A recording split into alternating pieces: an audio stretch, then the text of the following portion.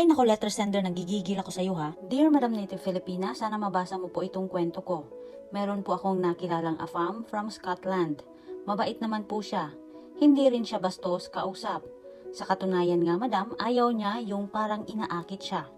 By the way madam, may ex po pala siyang Filipina noong year 1997. At nakarating na din siya ng Pilipinas noon pa. Kaya lang yung ex niyang Pinay ay sumama sa isang businessman.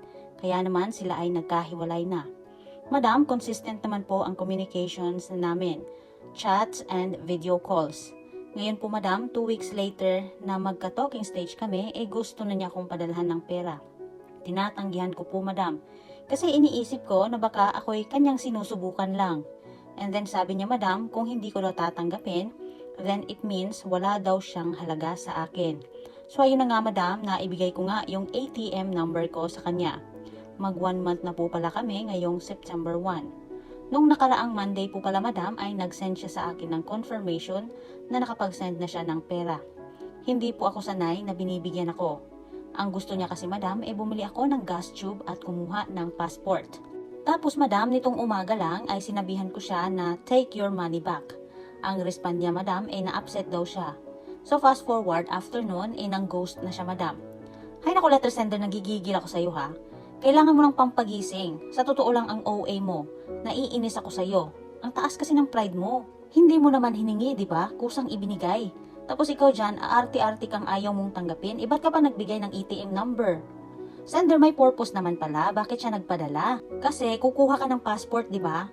So sino ba naman ang hindi magtatampo sa ginawa mo? Sinabihan mo pa siyang take your money back. Hindi na kasi mangyayari yun. Kasi nasa ATM mo na, pasok na yun sa bank mo. Hindi niya na yun makukuha unless isend back mo sa kanya. So since ayaw mong kunin ang pera, din maiisip niya talagang hindi ka seryoso sa kanya. Dahil ayaw mong kunin So meaning, ayaw mong kumuha ng passport. Iisipin niya na talagang nagsasayang lang siya ng panahon sa'yo. So, much better na i-ghost ka na lang niya at maghanap na lang siya ulit ng iba. Naku sender ha, ang laking pagkakamali nitong kaartihan mo. Sinabihan ka na nga, di ba, na kung hindi mo tatanggapin means wala siyang halaga sa'yo. Ayan, tuloy, ginost ka na, sayang. Pero deserve mo yan, nanggigigil ako sa'yo. Mahirap hanapin ang ganitong AFAM na seryoso. Mas inuna mo pa yung ego mo. Naku madam ha, pinakawalan mo lang talaga ang matinong AFAM na ito. Ngayon, baka pwede mo pang remedyohan. Kontakin mo at mag-sorry ka na lang. Hindi naman porket independent woman ka, kumikita ka, magmamatigas ka na at hindi mo na i-consider ang feelings ng iba.